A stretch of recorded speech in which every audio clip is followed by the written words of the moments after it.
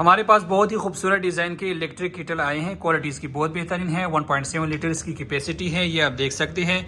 और इसके साथ खूबसूरती के लिए ये साइडों पर इसके ये रिंग आते हैं, ब्लू टिक है, ये आप देख सकते हैं।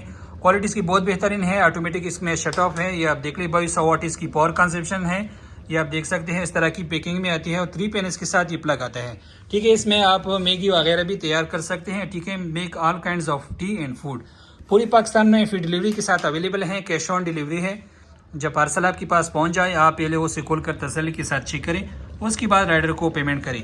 अपना ऑर्डर देने के लिए नीचे शॉप नाउ पर क्लिक करें या हमारे साथ आप व्हाट्सएप के ज़रिए रब्ता करें।